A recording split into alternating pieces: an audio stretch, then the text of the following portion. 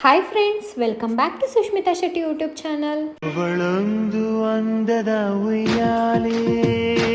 Friends, ನಾನಿವತ್ತು ನಿಮಗೆ restaurant ಸ್ಟೈಲಲ್ಲಿ ಲೆಮನ್ ಚಿಕನ್ನ ಹೇಗೆ ಮಾಡೋದು ಅಂತ ಡೀಟೇಲ್ ಆಗಿ ಸ್ಟೆಪ್ ಬೈ ಸ್ಟೆಪ್ ಈ ವಿಡಿಯೋದಲ್ಲಿ ಹೇಳ್ಕೊಡ್ತೀನಿ. ಬನ್ನಿ ಮಾಡೋಣ. ಫ್ರೆಂಡ್ಸ್, ನಾನಿಲ್ಲಿ ಬೋನ್ಲೆಸ್ ಚಿಕನ್ನ ತೊಗೊಂಡು ಉದ್ದುದ್ದ ಕಟ್ ಮಾಡ್ಕೊಂಡಿದ್ದೀನಿ. ಇಲ್ಲಿ ನಾನು ಏನಕ್ಕೆ ಉದ್ದುದ್ದ ಕಟ್ ಮಾಡ್ಕೊಂಡಿದ್ದೀನಿ ಅಂತಂದರೆ ರೆಸ್ಟೋರೆಂಟ್ ಸ್ಟೈಲಲ್ಲೇ ಬರುತ್ತೆ. ನೀಟಾಗಿ ವಾಶ್ ಮಾಡಿಕೊಂಡು ಕಟ್ ಮಾಡಿಕೊಂಡು ಇಟ್ಕೊಂಡಿದ್ದೀನಿ. ನಂತರ ನಾನು ಇದಕ್ಕೆ ಸ್ವಲ್ಪ ಉಪ್ಪು ಮತ್ತು ಅರಿಶಿನ ಎರಡೂ ಹಾಕ್ಕೊಂಡು ಇನ್ನೊಂದು ರೌಂಡು ನೀಟಾಗಿ ವಾಶ್ ಮಾಡಿ ಇಟ್ಕೊಂಡಿದ್ದೀನಿ. ಸೊ ದಟ್ ಯಾವುದೇ ರೀತಿ ಸ್ಮೆಲ್ ಇರಬಾರ್ದು ಮತ್ತು ಚಿಕನ್ನು ಚೆನ್ನಾಗಾಗತ್ತೆ. ಅದಕ್ಕೋಸ್ಕರ ನೀಟಾಗಿ ತೊಳೆದು ಇಟ್ಕೊಂಡಿದ್ದೀನಿ.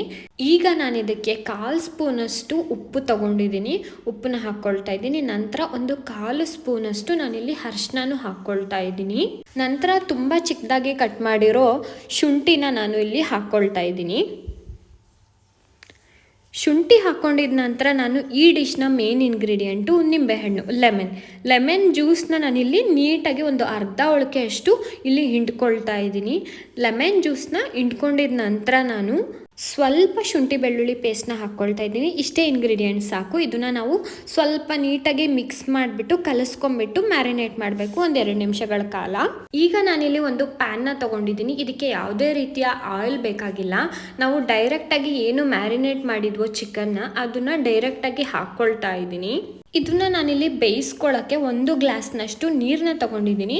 ಕಾಫಿ ಗ್ಲಾಸ್ ಆದರೆ ನೀವು 2 ಲೋಟ ತೊಗೊಳ್ಬೋದು. ನಾನಿಲ್ಲಿ 1 ಗ್ಲಾಸ್ನ ತೊಗೊಂಡಿದ್ದೀನಿ. ಮತ್ತು ಇನ್ನೂ ಸ್ವಲ್ಪ ನೀರನ್ನ ಆ್ಯಡ್ ಮಾಡಿಕೊಂಡೆ ನಾನು. ಆ್ಯಕ್ಚುಲಿ ನೀವು ನೋಡ್ಬೋದು ಚಿಕನ್ ಸ್ವಲ್ಪ ಫುಲ್ಲು ಮುಳುಗಿರಬೇಕು. ಆವಾಗ ಗೊತ್ತಾಗುತ್ತೆ ನಮಗೆ ಎಷ್ಟು ನೀರು ಬೇಕಾಗಿದೆ ಅಂತ ಹೇಳ್ಬಿಟ್ಟು. ಈ ನೀರು ತುಂಬ ಇಂಪಾರ್ಟೆಂಟ್ ಆಗುತ್ತೆ ನಮಗೆ.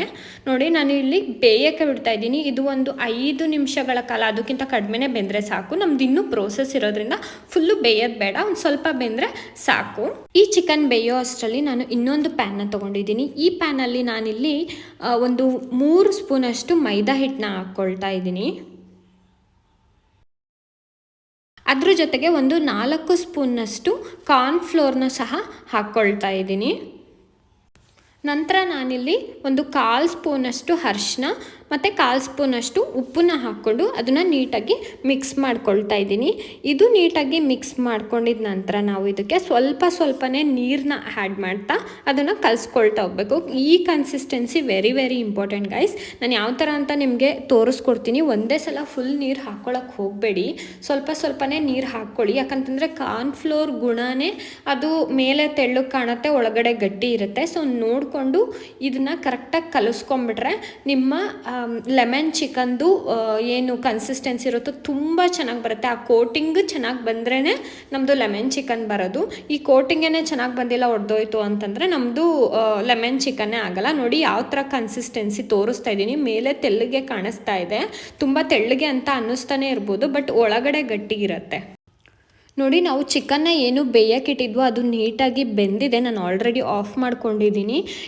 ಈ ನೀರಿಗೋಸ್ಕರನೇ ನಾವು ಚಿಕನ್ನ ಬೇಯಿಸ್ಕೊಳ್ಳೋದು. ಯಾಕಂತಂದರೆ ನಾವು ಇದೇ ನೀರಲ್ಲೇ ಆ ಸೂಪ್ನ ಏನು ಗಟ್ಟಿ ಇರುತ್ತೋ ಆ ಸೂಪ್ನ ಮಾಡ್ಕೊಳ್ಳೋದು.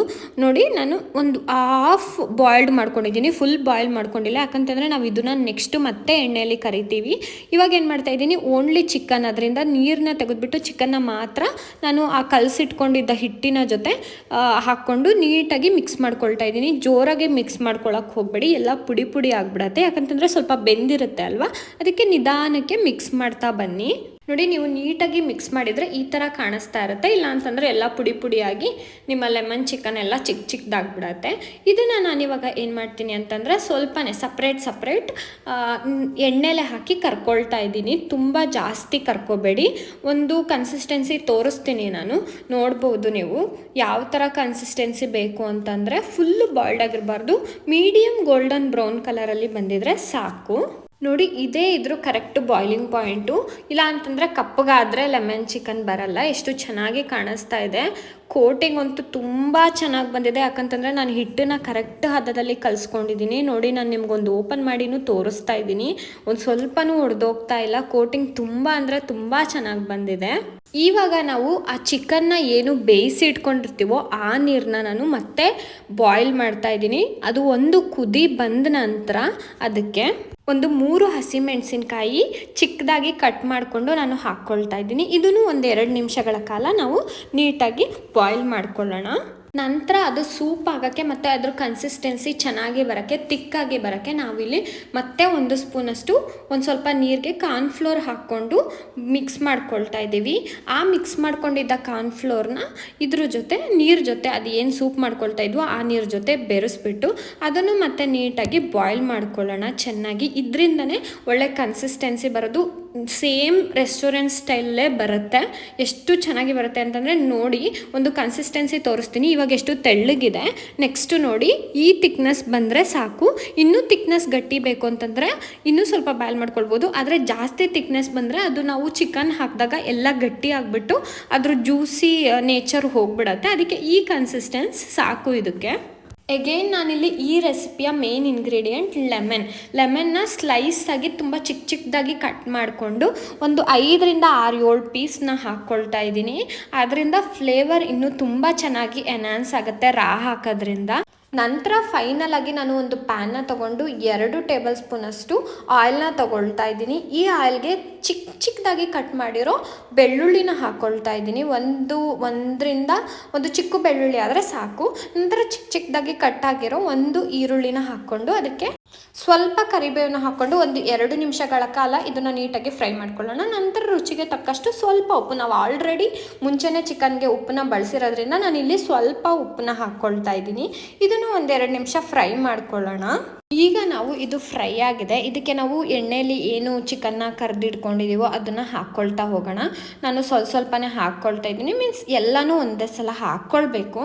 ನೋಡಿ ನಿಧಾನಕ್ಕೆ ನಾನು ಹಾಕ್ಕೊಳ್ತಾ ಇದ್ದೀನಿ ಇಲ್ಲಿ.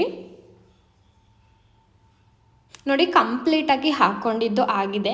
ನಾವು ಇದನ್ನು ಈಗ ನೀಟಾಗಿ ಮಿಕ್ಸ್ ಮಾಡೋಕ್ಕೆ ಮುಂಚೆ ಆ ಸೂಪ್ ಏನು ಮಾಡಿಟ್ಕೊಂಡಿದ್ವೋ ಆ ಸೂಪ್ನ ಇದಕ್ಕೆ ಹಾಕ್ಕೊಳ್ತೀನಿ. ನಾನು ಇಲ್ಲಿ ಕರೆಕ್ಟ್ ಕ್ವಾಂಟಿಟಿಯಲ್ಲಿ ಸೂಪ್ನ ಹಾಕ್ಕೊಂಡಿದ್ದೀನಿ. ನಿಮಗೆ ಜಾಸ್ತಿ ಅನಿಸಿದ್ರೆ ಒಂದೇ ಸಲ ಕಂಪ್ಲೀಟ್ ಸೂಪ್ನ ಹಾಕ್ಕೋಬೇಡಿ, ನೋಡಿಕೊಂಡು ಅದನ್ನು ಮಿಕ್ಸ್ ಮಾಡಿ ಅದು ಬೇಯೋಕ್ಕೆ ಸ್ಟಾರ್ಟ್ ಆದಮೇಲೆ ಅದು ಸೂಪ್ ಏನು ಗಟ್ಟಿ ಆಗ್ತಾ ಇದೆಯಾ ಇಲ್ವಾ ತೆಳ್ಳಗಾಗ್ತಾ ಇದೆ ನೋಡ್ಕೊಂಡು ಹಾಕ್ಕೊಳ್ಳಿ. ನೋಡಿ ನನಗೆ ಸೂಪ್ ಸ್ವಲ್ಪ ಜಾಸ್ತಿ ಬೇಕಿರೋದ್ರಿಂದ ಈ ಥರ ಮಾಡ್ಕೊಂಡಿದ್ದೀನಿ. ಇದು ಇನ್ನೂ ಕುದ್ದು ಸ್ವಲ್ಪ ಕಡಿಮೆ ಆಗ್ತಾ ಹೋಗುತ್ತೆ.